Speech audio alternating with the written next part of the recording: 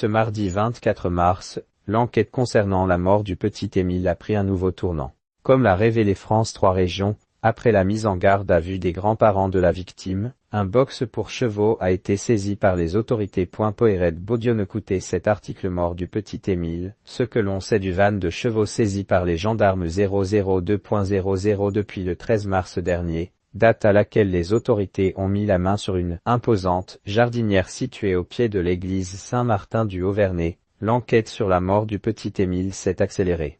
Ce mardi 25 mars 2025, le procureur de la République d'Aix-en-Provence a en effet révélé que 4 personnes, dont Anne et Philippe Vedovini, les grands-parents de l'enfant, ont été placés en garde à vue pour homicide volontaire et recel de cadavres.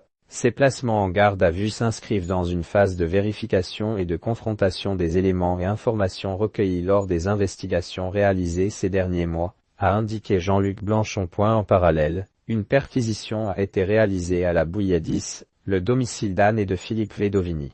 Au cours des recherches, qui ont duré près de 4 heures, le véhicule des grands-parents, ainsi qu'un box pour chevaux, ont été saisis. Les gendarmes ont embarqué un van servant pour les chevaux. Il y a bien un cheval dans la propriété des grands-parents, a ainsi assuré France 3 PACA. Sur les images dévoilées par nos confrères, on peut voir que le van de chevaux a été enrubanné et transporté par une voiture de remorquage. Il va être passé au peigne fin par la police technique et scientifique. C'est une avancée majeure dans ce dossier, a ajouté une journaliste sur le plateau de BFM TV. Mort du petit Émile, pourquoi avoir saisi le box pour chevaux? Comme l'a rappelé BFM TV, ce van, qui a pour principale utilité de transporter des chevaux, pourrait avoir potentiellement joué un rôle dans la disparition du petit Émile. Le box de chevaux, c'était celui que le grand-père chargeait le jour de la disparition d'Émile. On a toujours dit que ce jour-là, le grand-père chargeait des piquets dans le van,